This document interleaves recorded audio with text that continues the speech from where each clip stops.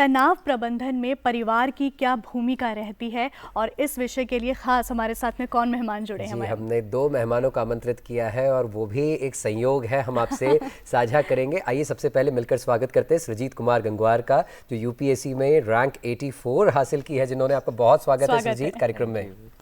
और साथ ही संयोग आपको थोड़ी देर में बताएंगे, लेकिन दूसरी जो मेहमान हमारे साथ हैं मिस नीलिमा जी, आपका बहुत बहुत स्वागत है आज के कार्यक्रम में। नीलिमा जी सृजीत की माता जी हैं, क्योंकि हमने आज कार्यक्रम में ये बीड़ा उठाया है कि चर्चा करेंगे कि परिवार का रोल कितना महत्वपूर्ण होता है किसी भी प्रतियोगी परीक्षा में। जो एस्पायरेंट्स होते हैं उनके लिए कैसे तनाव प्रबंधन में परिवार सपोर्ट करता है, इस विषय पर चर्चा होगी। आपके मन में भी कोई प्रश्न है, कोई बात है जो आप साझा करना चाहते हैं, तो व्हाट्सएप नंबर हम आपको पहले ही बता चुके हैं। व्हाट्सएप पर आप मैसेज ड्रॉप कीजिए और आपके प्रश्न, आपकी बात को हम इस लाइव प्रोग्राम में शामिल करेंगे।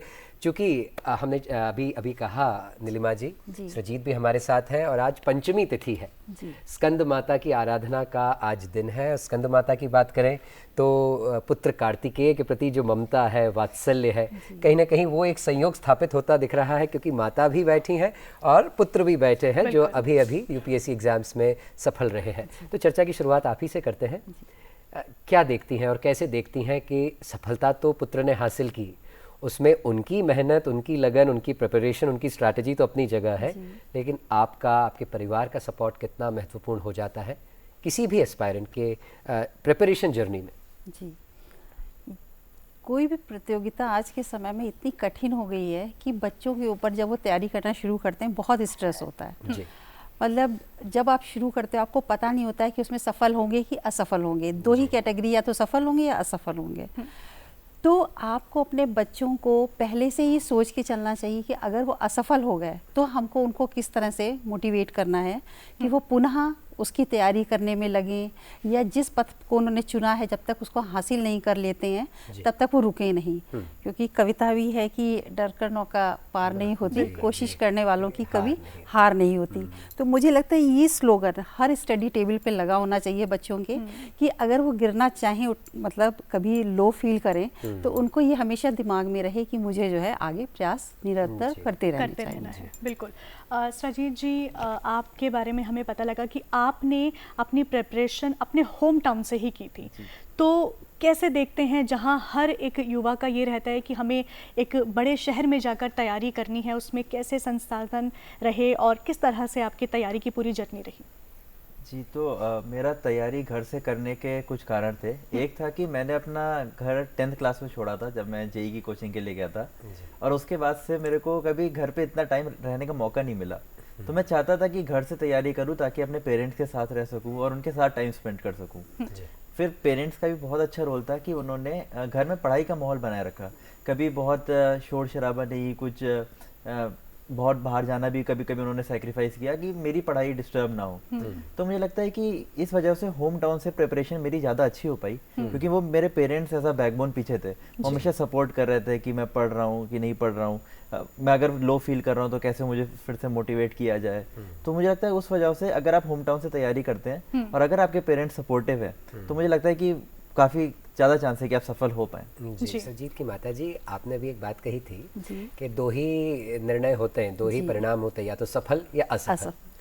प्रायः ये हमारी जानकारी में है कि सृजीत ने पिछले वर्ष भी एग्ज़ाम दिया था, उस समय भी उत्तीर्ण तो हुए, लेकिन रैंक उतनी अच्छी नहीं थी जैसे कि अब की बार बहुत अच्छी रैंक से सफल हुए हैं।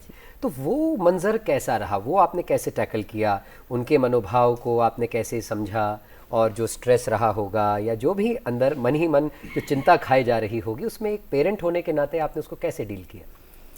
देखिए, इस बात में तो मैं कहूँगी बहुत भाग्यशाली सृजित भी रहा और मैं भी रही, क्योंकि पहली बार जब आप कोई सफलता हासिल कर लेते हैं तो आप उतना नहीं गिरते हो, मतलब आपका जो है आपका मनोबल उतना नहीं गिरता है कि आपने कुछ नहीं हासिल किया। क्योंकि इसने पहले आईआईटी का भी एग्ज़ाम क्लियर किया हुआ है, तो कानपुर से कंप्यूटर साइंस इंजीनियरिंग की हुई है, तो वहाँ से इनकी सफलता की जर्नी शुरू हुई। तो कहीं ना कहीं मनोबल ऊंचा होता चला गया। तो जब पहले प्रयास में ही सफलता मिल जाती है तो अब उससे बेहतरी ही थोड़ा सा उम्मीद रहती है। तो मुझे लगता है ये वजह भी रही, क्योंकि अंदर से अगर आपको कॉन्फिडेंस है कि हम किसी काम को कर सकते हैं तो आधा काम तो आपका वैसे ही हो गया, आप समझिए। तो थोड़ा सा ये सब रहा इनके साथ में। Well begun is half done जो कहते हाँ, हैं ना, बिल्कुल, अच्छी बिल्कुल। शुरुआत है। सृजीत जी, अक्सर हम देखते हैं कि बच्चे अपने आप में किन्हीं छोटी छोटी बातों को लेकर तनाव में ग्रस्त हो जाते हैं। उस टाइम पर उनकी, बच्चों के हिसाब से अगर हम बात करें तो उनका फर्स्ट स्टेप क्या होना चाहिए कि उनको they should talk to their parents, they should talk to their teachers, और किस तरह से वो इन तनाव से निकल सकते हैं? मुझे लगता है कि एस्पिरेंट की जर्नी जो है काफ़ी लंबी होती है और कई बार तनाव आता है, आप टेस्ट अच्छे नहीं जा रहे हैं, आपका एग्ज़ाम क्लियर नहीं हो रहा है। तो मुझे लगता है कि पेरेंट्स का रोल और आपकी हॉबीज़ का रोल बहुत इंपॉर्टेंट होता है। आपके पास हॉबीज़ होनी चाहिए जिसमें आप अपना टाइम इन्वेस्ट करो और आपका दिमाग जो है पढ़ाई से हटके कहीं और जा सके। इसी तरह आपके पेरेंट्स से आपको बात करते रहना चाहिए कि आप साझा करें कि हमारी ये परेशानी चल रही है। कई बार उन्होंने आपसे ज़्यादा दुनिया देखी उन्होंने, तो उनके आपसे अच्छे उपाय होते हैं उस चीज़ के। आपको कुछ अच्छा आइडिया देंगे, वो हो सकता है कि वो आपके लिए काम कर जाए। मुझे लगता है कि अगर आप तनाव में हैं तो आप लोगों से बात करिए, आप बंद होकर मत बैठिए, तो उससे तनाव बढ़ेगा। यहीं पर एक लैक आता है, लोग कम्युनिकेशन बिल्कुल बंद कर देते हैं। सृजीत जी, कुछ ऐसे ही हमारे व्यूअर्स ने आपके लिए सुंदर सुंदर सवाल भेजे हैं, तो एक बार देख लेते हैं क्या सवाल है वो। Question is, with increasing competition and limited seats in exams like UPSC, how should a candidate maintain their trust in the system while staying motivated? हमारी हॉबी होती है, वो हमारी पर्सनैलिटी डेवलपमेंट में किस तरीके से हेल्प करती है। आपने अपनी इस यात्रा में कई बार डिमोटिवेशन का सामना किया ही होगा, और अगर किया है तो आपने उसको किस तरह से डील किया? हमारी जो लोकेलिटी होती है, जहाँ से हम बिलोंग करते हैं, उसके बारे में हमें कितना डीपली पढ़ना होता है। मेरा यह सवाल है कि इंटरव्यू के आंसर देते समय हमारा फोकस कंटेंट पे होना चाहिए या पर्सनैलिटी पे? तो यह 3-4 प्रश्न अलग अलग किस्म के हैं। तो सबसे पहले तो यही कि सिस्टम में ट्रांसपेरेंसी और विश्वास कायम रखते हुए कैसे तैयारी करें। मुझे लगता है कि सिस्टम काफ़ी ट्रांसपेरेंट है यूपीएससी का। जी। काफ़ी चीज़ें जो हैं एकदम ऑब्जेक्टिव हैं। ऐसा नहीं कि आप जो हो कि आपके अगेंस्ट कुछ भेदभाव होगा, तो आप उस पे आप फोकस ना करें और बस इस पे फोकस करें कि मैं पढ़ पा रहा हूँ कि नहीं। उस चीज़ पे फोकस करेंगे तभी एग्जाम क्लियर होगा। अगर आप सिस्टम को ही क्वेश्चन करने लगेंगे तो फिर तो आप गलत रास्ते में जाते हैं। एक और ऋषभ ने जो प्रश्न पूछा था, हॉबीज कितना मददगार साबित होती है। और जैसा आपने भी बताया कि एक हॉबी जरूर होनी चाहिए साथ में। डेफिनेटली मुझे लगता है कि हॉबीज का एक काफी इंपॉर्टेंट रोल होता है, क्योंकि आप पूरे टाइम पढ़ नहीं सकते। बिल्कुल। और आपको अपने साथ भी एक एकांत में टाइम चाहिए रहता है जिसमें आप सोच सकते हैं कि आपने कैसा रहा आपका दिन, आप पढ़ पाए कि नहीं। तो उस सबसे बाहर निकल के एक हॉबीज एक जगह होती है जहाँ पे आप खुश हो सकते हैं। आपको हो सकता है वॉकिंग पसंद हो, लोग वॉक पे निकल जाते हैं, आपको म्यूजिक सुनना पसंद हो, तो आपके लिए रिलैक्सेशन का काम करता है कि आगे की पढ़ाई हो पाए आपसे, वरना तो आप बहुत तनाव में आ जाएंगे। एक और सवाल था, जब आप लो फील करते हैं तो उस टाइम पर अपने आप को मोटिवेट कैसे कर सकते हैं? जैसा कि बात की कि आप अपने पेरेंट्स से बात करें, अपने फ्रेंड्स से ज़रूर बात करें, उसमें बहुत अच्छा लगता है बात करके। म्यूजिक सुने, मूवीज देखें, जो आपको पसंद हो वो करें। जी। और इंटरव्यू में क्या ज़्यादा फोकस करें, कंटेंट या अपनी पर्सनालिटी? मुझे लगता है कि दोनों ही का बराबर रखना पड़ता है, आपको बैलेंस रखना पड़ता है। क्योंकि अगर आपकी पर्सनैलिटी बहुत अच्छी है लेकिन आप सवाल का जवाब नहीं दे पा रहे हैं तो ऑटोमेटिकली एक गलत इंप्रेशन डालता है इंटरव्यूअर के ऊपर। इसी तरह की अगर आपके पास नॉलेज तो बहुत है लेकिन आप अपनी बात को कन्वे नहीं कर पा रहे हैं, वो फिर से खराब इम्पैक्ट डालेगा। तो आपको दोनों पे काम करना पड़ेगा, अपनी पर्सनैलिटी पे भी और आपके कंटेंट पे भी। जी। और एक और प्रश्न था सृजीत के, अपने होम टाउन के बारे में कितना पढ़ें और कितनी जानकारी रखें ताकि यूपीएससी एग्जाम्स में, इंटरव्यू में विशेष रूप से, क्योंकि चर्चा उस पर हो सकती है, तो कितना गंभीर है ये एक उसकी बात है, एक इत्तेफाक की बात है कि इस बार भी मेरे इंटरव्यू में एक पैनल मेंबर शायद मेरे किसी आसपास के एरिया के ही थे और उन्होंने इतने डिटेल्ड सवाल पूछे मुझे मेरे डिस्ट्रिक्ट से कि जो मुझे भी बीच बीच में अटक रहा था। तो इससे आपको पता चलता है कि आपको नहीं पता कि पैनल में कौन आने वाला है। हो सकता है कि इतने डिटेल सवाल पूछा और आप फंस जाएं उसमें, तो वो एक अच्छा इंप्रेशन नहीं डालेगा। तो कुल मिला के ये भी एक संदेश है कि जननी और जन्मभूमि, जो प्रभु श्री राम ने कहा ना, जननी जन्मभूमिश्च स्वर्गादपि गरीयसी, तो अपनी जननी तो आप साथ हैं ही, जन्मभूमि के बारे में भी आपने पढ़ा और उसका आपको फायदा भी मिला। माता जी से जानना चाहते हैं कि सृजीत की परीक्षा थी लेकिन आपकी भी परीक्षा चल रही थी उस समय, तो कैसे डील किया आपने अपने तनाव? बस यही लगा कि बेटा, मैंने ज़्यादा सोचा नहीं खुद इस बारे में ज़्यादा, क्योंकि जो होगा सब ऊपर वाले की जो इच्छा है वही होगा।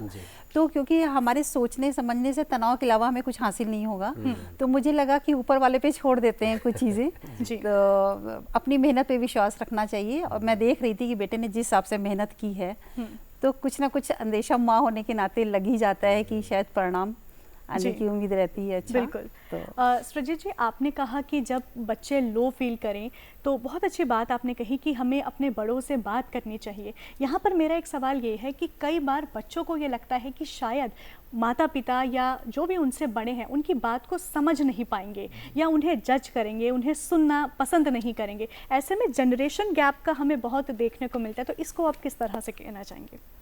देखिए, मैं ऐसा नहीं कहूँगा कि जनरेशन गैप नहीं है, एक होता है क्योंकि दुनिया बहुत ज़्यादा चेंज हुई है पिछले 20-25 सालों में, और जो पेरेंट्स की थिंकिंग है वो कई बार अलग हो सकती है जो कि थिंकिंग हमारे आज की जनरेशन की है। तो इसलिए बड़े बुजुर्ग, जब मैं बड़े की बात करूँ तो ये नहीं कि आप केवल पेरेंट्स के पास ही जा सकते हो, आपके बड़े भाई बहन हो आप उनके पास जा सकते हो, या कोई भी रोल मॉडल आपकी लाइफ में रोल मॉडल जी जी जिनसे आप थोड़ा जिनको जानते हैं, जिनको आप लुक अप टू करते हैं कि ये एक ऐसे इंसान है जिनसे मैं सलाह ले सकता हूँ, तो आप उनके पास भी जा सकते हैं और वो आपको एक अच्छी गाइडेंस दे सकते हैं। जी। इसी बीच एक व्यूअर ने एक मैसेज संप्रेषित किया है, आइए देख लेते हैं क्या कहना चाहते हैं, क्या संदेश भेजा है इन्होंने। ये मैसेज है कुमार जैन जी का, जयपुर से हमें प्राप्त हुआ है। वो कहते हैं आज सोशल मीडिया के ज़माने में एआई डिजिटल प्लेटफॉर्म जब सब जानकारी लेने देने का टूल बन बैठा है तो ये मानसिक एवं शारीरिक तौर पर कमज़ोर कर रहा है और इसका परहेज़ करना भी मुश्किल है और सीमित उपयोग में आने पर तेज़ी से बढ़ रही नित नई चुनौतियों से पीछे छूटने का डर भी है। ये सामान्य सामंजस्य कैसे बैठे, ये बड़ी समस्या है। सबसे पहले माता जी से इसका जानते हैं। आजकल बहुत सारे माता पिता बच्चों से इसी बात से परेशान रहते हैं कि सोशल मीडिया या मोबाइल का बहुत ज़्यादा यूज़ करें। आप क्या कहना चाहेंगी? भगवान का इतना शुक्र है, जिस समय ये लोग बच्चे थे, छोटे थे, जैसे बच्चे की परवरिश शुरू से ही बहुत मायने रखती है कि आपने उनको शुरुआत की 10 सालों में किस तरह से उनको परवरिश उनकी की है। तो उस समय इतने मोबाइल प्रचलन में नहीं थे, मोबाइल का नहीं था, लेकिन फिर भी मैंने कोशिश ये की कि मैं बच्चों के साथ में ज़्यादा इंगेज रहूं। जैसे किताबें कहानी की ले आते थे घर पे, मैं पढ़ पढ़ के उनको बताती थी कि ये ऐसे है, कि पंचतंत्र की कहानियाँ लाएं, विकास एक स्टोरी बुक आती है या नाना नानी की कहानियाँ करके बुक्स आती हैं, तो बुक फेयर में जा करके लाना, फिर बच्चों को उसके हिसाब से अपना भी टाइम स्पेंड करना उनके सामने। तो कहीं ना कहीं बचपन में जो संस्कार जो पड़ जाते हैं बच्चों के पढ़ने के या सीखने के या जो भी, तो मुझे लगता है पूरी जिंदगी वो काम करते हैं। क्योंकि कहते हैं ना कि बच्चे कहकर नहीं देखकर सीखते हैं, तो आपने प्रैक्टिकली हाथ में मोबाइल नहीं, हाथ में किताब लेकर बच्चों के साथ में टाइम स्पेंड किया है। बिल्कुल। सुजीत, आपसे जानना चाहते हैं, चूँकि बीइंग एन एस्पायरेंट जब आप एग्ज़ाम दे रहे होते हैं तो कहीं ना कहीं आपने कहा मैं तो अपने होम टाउन में परिवार के बीच रहकर तैयारी कर रहा था, तो रोज़ाना परिवार वालों के चेहरे दिखते होंगे और चेहरों पर उम्मीद भी दिखती होगी और वो उम्मीद कहीं टूट ना जाए उसका भय आपके मन में आपको खाए जाता होगा। तो कैसे आपने उसको डील किया? क्योंकि कहीं ना कहीं एक फियर ऑफ फेलियर हमेशा रहता है, बीइंग अ ह्यूमन बीइंग हमेशा डर रहता है कि कहीं नहीं हो पाया तो क्या। तो क्या दिमाग में कोई सेकेंड ऑप्शन चल रहा था या कैसे डील करूँगा, क्या होगा, या बहुत कॉन्फिडेंट थे कि नहीं हो ही जाएगा सब कुछ? और क्या सेकंड ऑप्शन एस्पायरेंट्स के साथ में होना चाहिए, ये भी बताएं। तो मैं पहले आपके सवाल का जवाब देता हूँ कि सेकंड ऑप्शन होना चाहिए। मैं 2 साल बेंगलोर में जॉब किया था और मुझे काम काफ़ी पसंद आया था, मेरी टीम भी काफ़ी अच्छी थी, और जब मैं कंपनी छोड़ रहा था तब वो लोग ने बोला था कि अगर आप वापस कभी आना चाहते हैं will be happy to hire you. तो इसका मतलब मेरे पास हमेशा एक बैकअप प्लान था कि अगर मान लीजिए मेरे पास नहीं काम किया ये चीज़, 4-5 साल भी नहीं काम किया, मैं हमेशा उस अपनी नौकरी में वापस जा सकता हूँ, थोड़ा सा पीछे हो जाऊंगा और लोगों के मुकाबले, लेकिन चीज़ें मैं काम कर पाऊंगा। फिर आपके उम्मीद वाले की बात है कि उम्मीद तो सबको होती है, आपके पेरेंट्स को होती है, आपको खुद को बहुत उम्मीद होती है कि आप निकालेंगे, लेकिन आपको ये भी समझना पड़ेगा कि एग्ज़ाम आसान नहीं है, ये बहुत टफ है, आप सीट्स बहुत लिमिटेड हैं, लाखों में बच्चे दे रहे हैं एग्ज़ाम, तो ये पॉसिबल ही नहीं है कि सारे बच्चों का सिलेक्शन हो जाए। काफ़ी चीज़ें किस्मत पे भी आ जाती हैं। तो अब अगर आपका सिलेक्शन नहीं हो रहा है और अगर आपने ईमानदारी से अपनी मेहनत करी है तो बस ये सोचे कि अब भगवान के ऊपर है, मेरे को जो काम करना था मैंने कर दिया। बिल्कुल। कर्मण्येवाधिकारस्ते मा फलेषु कदाचन, वैसे भी कर्म पर ही आपका अधिकार है। इसी बीच एक और मैसेज प्राप्त हुआ है, हमारे किसी व्यूअर ने भेजा है व्हाट्सएप के माध्यम से, आइए पढ़ते हैं उनके मैसेज को। मनीष सैनी जी ने भेजा है, अच्छे पेरेंट्स वही हैं जो बच्चे को समझें, स्वीकारें और सही दिशा दें, न कि सिर्फ उसे अपने हिसाब से ढालें। ये बात तो बड़ी सुंदर कही और एक पेरेंट भी हमारे साथ है। तो अगला प्रश्न आप ही से मैं पूछना चाहूँगा मैम कि पेरेंट्स को उम्मीदें रहती हैं, टूट जाने का भय भी रहता है, लेकिन हमेशा कैसे आपने सृजीत को सपोर्ट किया? वो खान पान से संबंधित सामग्रियों की बात करें, क्योंकि एक अच्छी डाइट, न्यूट्रिशियस डाइट, वो मेंटेन करना भी बीइंग अ मदर ज़रूरी रहा होगा। और आप तो भाग्यशाली रहे, सृजीत के घर पर रहे। जो बच्चे पीजी में रहते हैं, हॉस्टल्स में रहते हैं, उनके लिए भी आप क्या संदेश देना चाहेंगे? बच्चों को बचपन से देखिए, आप ये सोचिए कि ये एक मेरा जैसे साइंटिस्ट होते हैं, उनका एक प्रोजेक्ट होता है, उनको कोई एक्सपेरिमेंट करना होता है। जब माँ है तो मुझे लगता है माँ को बच्चे के प्रति ऐसा होना चाहिए कि मुझे अपने बच्चों को अच्छे से निकालना है, उसके लिए जो बन पड़े वो करना चाहिए। बुरी आदतें जैसे बाहर खाना या मतलब मोबाइल देखना, ये बहुत आसानी से बच्चे सीख लेते हैं, है ना, क्योंकि ये बहुत इजी चीज़ें हैं। लेकिन बच्चों को उससे हटा करके आपको पढ़ने में या बुक्स थमाना या लौकी तरोई हिलाना फास्ट फूड की जगह, तो बच्चे गुस्सा भी होंगे, सब कुछ करेंगे कि मैं नहीं करूँगा, लेकिन आपको वो सहना है। मतलब बच्चे के गुस्से को भी सहना है, फिर भी उनको इनकरेज करना है छोटे छोटे चीज़ों से। वही मैंने कहा, बचपन में जो बच्चों में संस्कार आप डाल देते हैं, कहीं ना कहीं वो पूरी ज़िंदगी काम आते हैं। तो मैम, सृजीत जी के लिए क्या कहना चाहेंगे? लौकी तुरई फेवरेट थी या नहीं थी? बिल्कुल, ये लोग सभी सब्जियां खाते थे। जैसे कई बार मेरी फ्रेंड शिकायत करती थी कि मेरे बच्चे कुछ खाते नहीं हैं। इस मामले में ये ठीक रहा कि ये लोग सारी सब्जियां खाते थे, फास्ट फूड कम खाते थे, फास्ट ये सब बाहर का सामान कम खाते थे थोड़ा। जी, तो अब बात चूंकि फैमिली के रोल की चल रही है, स्ट्रेस मैनेजमेंट, एक छोटा सा रैपिड फायर आप दोनों के साथ हो जाए। सृजीत से शुरुआत करते हैं। फैमिली स्ट्रेस बस्टर या स्ट्रेस बूस्टर? Stress booster. जब आप स्ट्रेस में होते हैं तो फैमिली से बात करना पसंद करते हैं या alone time? Balance of both. Okay. एक शब्द में फैमिली आपको क्या देती है? सपोर्ट, प्रेशर या balance? Support. Dinner table talks या मोबाइल स्क्रॉल, स्ट्रेस किससे कम होता है? Dinner table talks for sure. Parents का एडवाइस हेल्पफुल या overwhelming? Helpful I would say. Joint family और न्यूक्लियर फैमिली? Joint family. अंजलिमा जी, आपसे भी 2-3 प्रश्न चलते चलते कर लेते हैं। सब ठीक है बोलना आसान या सच बताना जरूरी? मुझे लगता है सच बताना ज़रूरी, अंधेरे में नहीं रखना चाहिए किसी को भी। जी, सृजीत जी की फेवरेट कोई डिश? पिज़्ज़ा भी ठीक है आजकल। वैसे ये घर का बना हुआ खाना है, पिज़्ज़ा भी जो घर पे ही बना हुआ खाना चाहते हैं, बाहर का नहीं। इमोशनल सपोर्ट ज़्यादा ज़रूरी या फाइनेंशियल सपोर्ट? दोनों। Strict parents better, friendly parents? Friendly with some strictness. कुल मिलाकर बात का सार यही है कि फैमिली अगर आपके साथ है, पेरेंट्स का सपोर्ट आपके साथ है, तो आप कैसी भी विपदा, कैसी भी कठिनाई, कैसा भी चुनौती या चैलेंज हो, कितनी ही कठिन परीक्षा क्यों ना हो, यूपीएससी जैसी कठिन परीक्षा सृजीत ने क्लियर कर ली, एंड उसका एक बड़ा क्रेडिट शायद सृजीत आप अपने फैमिली को, अपने माता पिता को देना चाहते हैं। चलते चलते आपके क्लोजिंग रिमार्क्स इस विषय पर।